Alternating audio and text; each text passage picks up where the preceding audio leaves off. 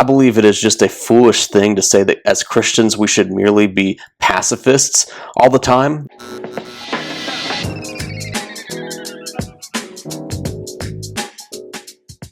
Hi, and thank you for tuning back into Wisdom for the Church. I'm John. We'll go ahead and get back into it. Before we get into the content of this video, please do like the video here and subscribe to the channel. And as a reminder, this channel is all about promoting and defending theological conservatism, that is, preserving the historic Christian faith as it's been passed down to us, and applying that faith in morally and ethically conservative ways, because those two things absolutely go hand in hand. Side effects and benefits of subscribing to the channel have been known to be increasing your bench press by up to 50 pounds, improving your performance at work tenfold, and gaining the ability to fight a grizzly bear, bare hands, and live to tell the tale. I'm telling the truth, I promise. Bonus benefit will be a new built-in automatic mute button on all social media regarding any content on Chip and Joanna Gaines. That being said, this video is going to be about Christians and self-defense. And the reason I want to do this video is basically the context of seeing two church shootings recently, or hearing about them in the news, one up north and one more near where I live. And so it got me thinking generally about the concept of self-defense and why the Christians should think about it and how to apply it. And so what I want to do in this video is pretty basic. Number one, I want to delineate two very important categories, make a distinction where I believe the Bible makes a distinction in thinking about violence and how we react to it. And number two, just play out a couple of hypothetical scenarios and how we could apply biblical principles. That being said, we'll go ahead and get into it. So it's important when we're thinking about self-defense, and which obviously is usually with some sort of threat of violence or harm. Self-defense is different than personal vengeance. Those are the big two categories that we see in Scripture and that I believe are just commonsensical as well. If we can make a distinction between rightful self-defense and vindictive personal vengeance, I think we're on a very solid ground and a very good track. Listen to what Exodus 22 says about a thief coming into a man's house. If a thief is found breaking in and struck so that he dies, there shall be no blood guilt for him.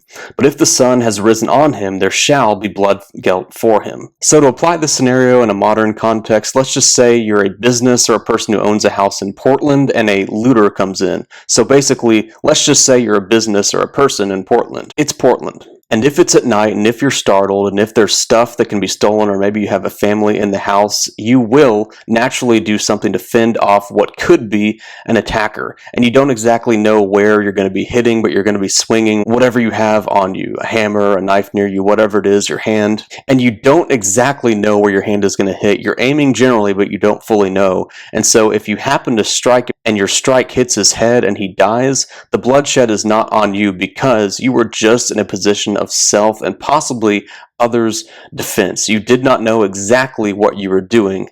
In the second scenario, if it's daytime, you can obviously easily see where you're going to be hitting this person, and so it's better to use non-lethal force in order to fend off the attacker or looter. So while these two commands are explicitly about how to handle self-defense in different scenarios, given what you can see and not see, implicitly is the affirmation that self-defense is okay.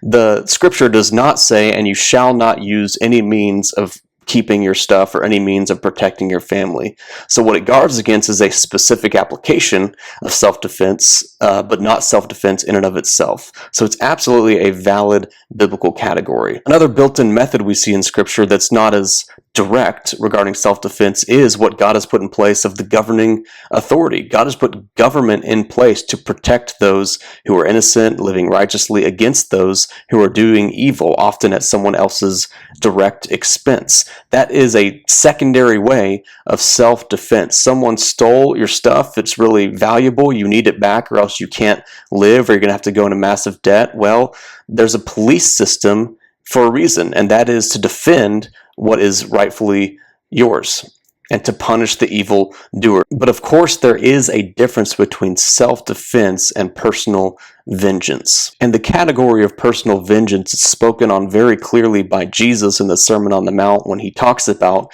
being hit on one cheek and therefore turn the other cheek so that the man may hit you there likewise. That's not necessarily or limited to someone striking you physically and then just turning the other way and saying, okay, now hit this side. It's about putting aside personal vengeance and taking up your cross and following Christ, who was the suffering servant. We also see in Scripture in general that vengeance belongs to the Lord. Vengeance belongs to the Lord. And so we are not to be vengeful people. We are not to go out of our way to harm someone, but rather I think what we see in Scripture, and even based on common sense, would be self-defense, as it is different from personal vengeance, is striving to use essentially the least amount of force necessary in order to preserve, the life of someone who's more vulnerable than you, or even your own life if there's a type of attack. If you are a professing Christian and you are completely against any sort of self-defense mechanisms, I would go ahead and say never lock your doors.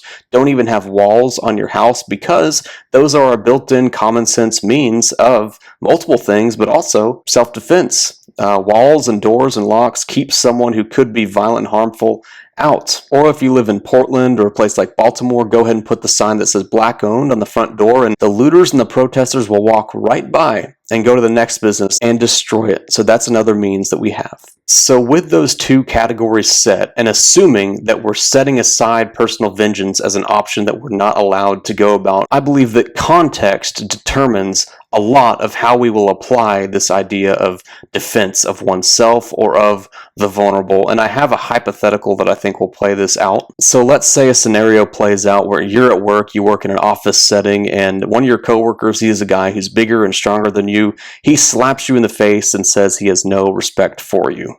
And let's say in scenario number 2, the exact same thing happens. So in two scenarios, man who's stronger than you, your coworker, you thought you're okay, he slaps you in the face and says, I have no respect for you. Depending on the context, you may honor God in different ways by applying biblical principles, but applying them differently based on the scenario that you're in. So let's say in scenario 1, you are a single man, you don't have anyone dependent on you, and you live in an apartment somewhere. Let's say in scenario 2, you're married, you have a wife with 2 kids, and a home mortgage. I would argue that scenario number 1, probably just a single man, while you do need to think deeply about what to do and pray and everything like that, probably requires a less serious and less urgent action than scenario number 2, because now you have not you, but also 3 people to worry about, plus your wife's extended family and all of that. And so maybe in scenario 1, a wise move would be let it cool off for a couple of days and then gently approach the person to see what happens and then go from there. But scenario 2, you might come a little bit more forcefully with an intentional conversation, let your boss know that you're going to have that conversation, and draw a clear line of what's acceptable and what's not, and see where that goes. Maybe you already have the ability to reach out to HR or do whatever, but you get the point. The only thing I'm saying is that context determines a lot for how we would apply self-defense. And in this scenario, since it's not direct life-threatening violence, but it is a seed of something that was violent that could sprout into something much bigger, self-defense would be more applying biblical principles in ways that are wise to protect against future problems. And so I would argue that scenario 2 requires a lot of thinking, a lot of care, and a lot of urgency in acting swiftly yet wisely to get a God-honoring result. So given the fact that we have examples in Scripture of self-defense, as well as God's means for justice and order, such as the civil governing authority, I believe it is just a foolish thing to say that as Christians we should merely be pacifists all the time. I don't believe that's biblical at all, but rather we should think about what we do based on whether it is just mere vindictive, evil, fleshly vengeance, or if it is acting wisely in order to protect oneself and to protect other image bearers in your care. Because to not protect would actually be sin and foolish. And a lot of times if we take that pacifistic approach, we're actually not loving neighbor, we're not being compassionate, we're functioning out of a fear or a cowardice or a false compassion, and that can lead to deadly consequences. The last thing I wanted to mention is the context of what inspired me to do this video, and that is church shootings. I don't wish that on any church, obviously, much less any other sort of institution, whether it be a government building or a school or whatever. But I think Christians should think through how to have a church that is well protected while also not hyper tense and almost conspiratorial when thinking about these things. So one thing I want to promote and I want to applaud is churches that have just a basic security system and security team for the Lord's gathered day on Sundays and potentially other gatherings. I think that churches that put in measures for basic security, such as a security team, such as maybe 2 men in the congregation who are well trained, having handguns on them concealed, such as having an ushering system that is just a basic watchful eye, that is not churches falling into trusting in their chariots or trusting in their swords. Rather, their ultimate trust is in the Lord, but they are being wise. When the Israelites said that they did not trust in chariots or horses in the Old Testament, that didn't mean that God didn't send them to war. In the same way, just as we are not to trust in our ability to defend ourselves or anything like that, we can still use what God has given us wisely. And in fact, I would argue that to not use those means of self-defense in this case is sin, because you're not helping those who are more vulnerable. Oftentimes, churches will have women and children in the congregation. Even one shooting recently was a vacation Bible school that was primarily women and children. And so to not have measures in place actually seems to be not stewarding well what God has given us. And so the best recommendation I have for local churches, whether they be big or small, is using the resources that God has given your particular church.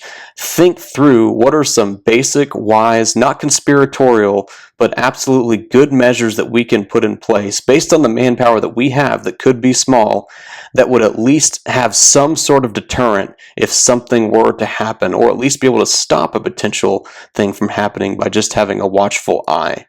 I think applying that principle of self and others, particularly the vulnerable's defense, protect the orphan and widow, is an absolutely valid principle for having like a security team at a church, and using the means that God has given your church specifically just to put something in place. Something is way better than nothing. All that being said, I hope the 2 categories that I laid out, that is self-defense versus vengeance, was helpful, and applying defense of oneself for the most vulnerable in wise and biblical and contextual ways was also helpful. And please be praying for churches that you may have heard about in the news that have had terrible events happen like this, and may we be wise as Christians and use the means that God has given us to try and prevent things like this happening in our sphere of influence. Thank you for watching, and I'll catch you on the next video.